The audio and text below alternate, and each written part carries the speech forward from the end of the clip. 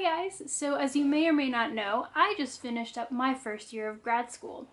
And over the last semester, I have been accumulating books that I have not been able to read because as of May 6th, I had read 100 books on the year, which is something I haven't done in a full 365-day year since like 2011 or something crazy. I don't know, ask Goodreads. Anyway, I've been accumulating these books and I thought that I might be able to do a kind of cute, little book haul, and then I started stacking up these books that I've accumulated over the last semester, and you can't see it, but it is like here level on this stack. I'm sitting on the floor. So not that I have the tallest torso, but listen, this is kind of insane. So we're gonna do a really fast book haul, just kind of being like, and I have this, and I have this, and I have this. It's a weird mix of fantasy and young adult and nonfiction. It's kind of all over the place, which is what my brain has been. There's some arcs in here that I picked up at work that I then never read. So it's a bit crazy, but we're just gonna start from the top and work our way down. There is literally no order to this. It's just this crazy stack that's threatening to take out my camera that I'm gonna hopefully stack better on the other side of the camera as we go. So this is The Bear and the Nightingale by Catherine Arden, and one of my co-workers at work, whom I love very much, has got half of the store into this series. It's been pitched to me as Buffy the Vampire Slayer in Russia, which sounds really, really awesome. And it's been on sale at the store for forever. A lot of people love it. But the person in question who loves this series also loves like the Throne of Glass series, the Court series, Name of the Wind. We love a lot of the same books. So she's just really obsessed with this series, potentially like as much as I'm obsessed with Sarah J. Maas. And it was on a buy two get the third free table with a couple of other books that I wanted. And so I bought it because, I mean, again, half of the store is now reading this book based on how much this one girl loves it. So I was like, I gotta get in on this. And also Buffy the Vampire Slayer in Russia is just like right up my alley. So I really gotta get on this before the entire store has read it, and I haven't. A little while ago, I was at a conference, the International Conference for the Fantastic and the Arts, where I presented a paper. And the theme of the conference was Frankenstein, and they have this giant book room at the conference that they have every year where all of the authors that are there, and there are publishers who bring in books. Like it's this gigantic room of books. I was very, very good, and I only bought two, and they're both paperbacks.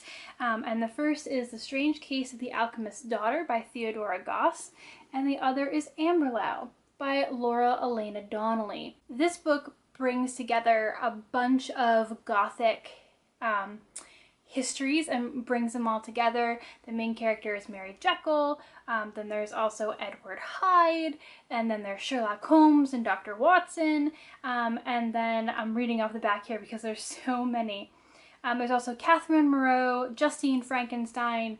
Like, there are either Gothic figures or the children of Gothic figures are riddled throughout this, and they all come together to create this story. And I've heard a lot about this. I had actually been interested in getting it when it was in the store in hardcover, didn't, and then the paperback was there because Theodora Goss was there. Unfortunately, I missed her signing because I was distracted by something. But I have this now, and that's like perfect encapsulation of this conference that I went to. This is kind of like a fantasy 20s inspired setting, and honestly, I heard a little bit about it, but I more bought it because Laura Elena Donnelly is an alumnus of a writing camp that I also went to, and so she was there. I was talking to her. I do have it signed, and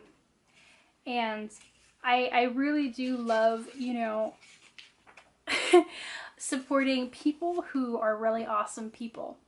That sounds dumb. But, I will support authors from here to Kingdom Come, and I also love just having signed things. So if you are into fantasy 1920s era inspired stuff, this might be for you. I will do a review of it when I finally get around to reading it and actually figure out what the plot is, because the back's not totally helpful. But I love the cover.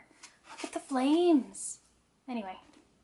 This next one does not need super introduction. If you saw my top books of 2017 video, then you know that Illumini was my top book of 2017.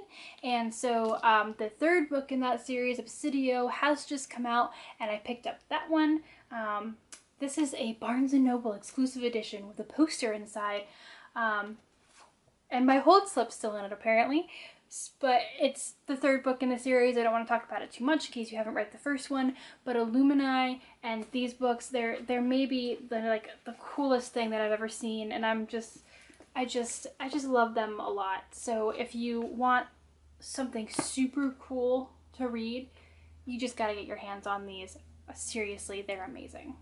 I've been getting back into my love of British history, royalty, nonfiction books, and a recent book on Wallis Simpson called Wallis in Love was recently released by Andrew Morton, who's the guy who famously wrote the Diana book that she said that she didn't have anything to do with and then actually did.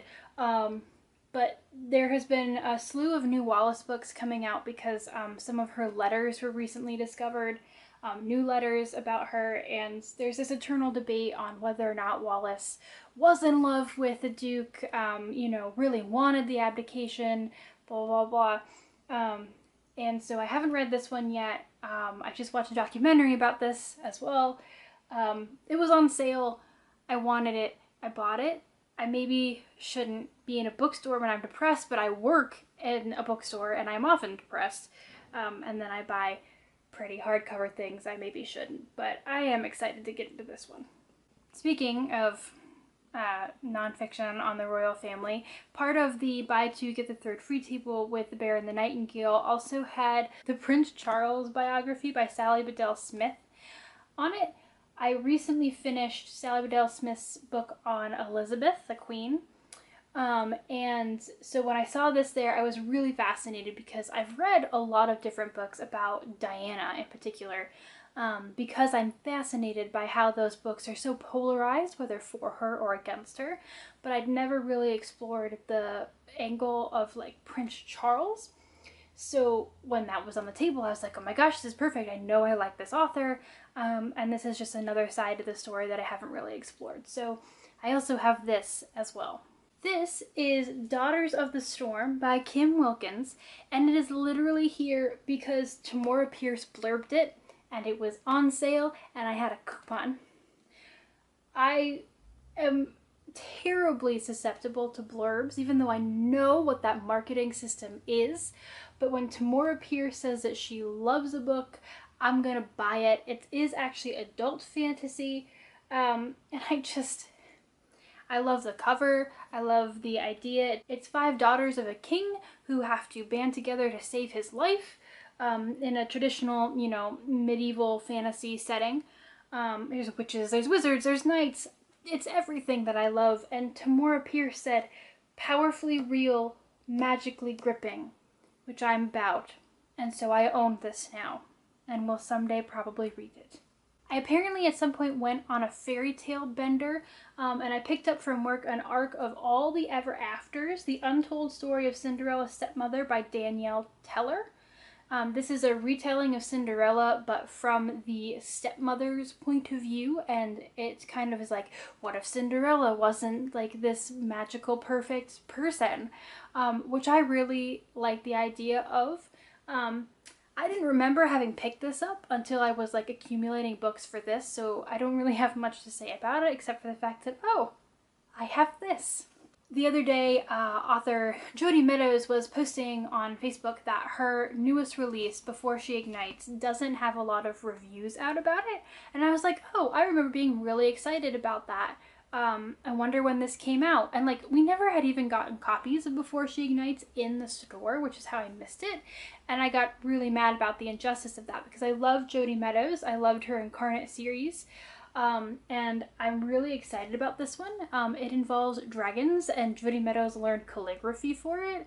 And also, did I mention dragons? So I love Jodi Meadows as an author, and I had forgotten that this had come out, and I just bought it because Jodi Meadows and dragons So I don't have a lot of good reasons for any of my impulse buys. I bought the pretty thing, guys. On the other hand, we have books like Tempest and Slaughter by Tamora Pierce, which is a book that I have been waiting for I can't even think about how long. I don't even remember when she first announced that she was going to write this. Was this when I was still in high school? I don't know.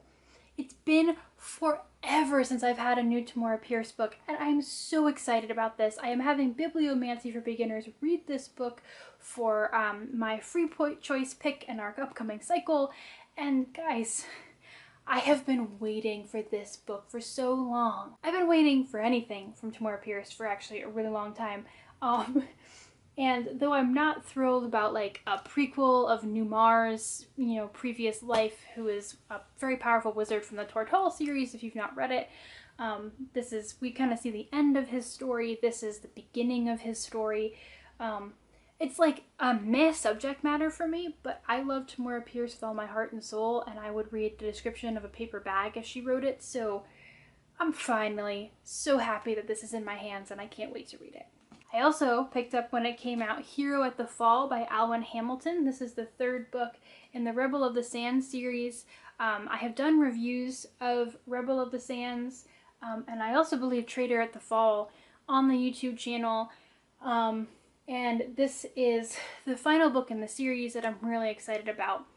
I don't want to get too into it if you haven't read the books before, but I just haven't read it yet, and I'm sad, but I'll get there eventually. Like Obsidio, I have a lot of finishing things to do, which is kind of sad.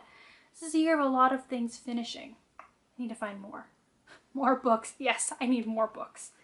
So Where I Live, Holly Black is a local author, and she stopped by the store and signed editions of her new book, The Cruel Prince. I honestly was like hemming and hawing about buying it because I love Holly Black, but it's also about fairies, which has never been one of the super things that I've been in love with. But it's signed by her, so I bought it. And again, it's Holly Black doing fabulous fairy things again, so you know that it's going to be awesome. So I'll read it eventually. The last two books that I have are a couple of arcs that I've picked up from work. The first is Ash Princess, and the second is Furyborn.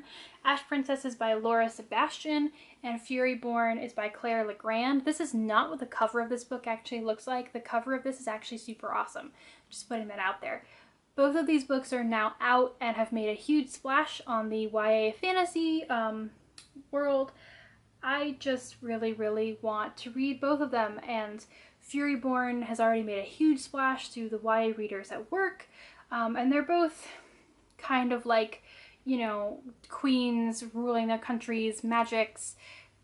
They're certainly not similar, but they're the similar vein of books that I love, and basically if someone says, kick-ass woman ruling the world, trying to save the world in a fantasy setting, I'm probably going to pick it up, so I have these two to read as well. And that's it. I'm actually done, believe it or not. I have remade the stack in a slightly more beautiful manner over here, and I'm just really excited to get to read some of this now. All of these, as I'm going back over them, are just reminding me why I bought them and why I was excited about them. And now that I have time, I am enjoying the space of not having to read anything, which is really nice, but just this whole stack just fills me with so much joy of just like everything that I love and that I'll be getting back to. So if you have thoughts about which ones I should read first, or if you're interested in any of them, drop me a line down in the bottom. Maybe that'll help me pick a decision to go in. But otherwise, that's my haul, and happy reading, everybody. Thanks. Bye.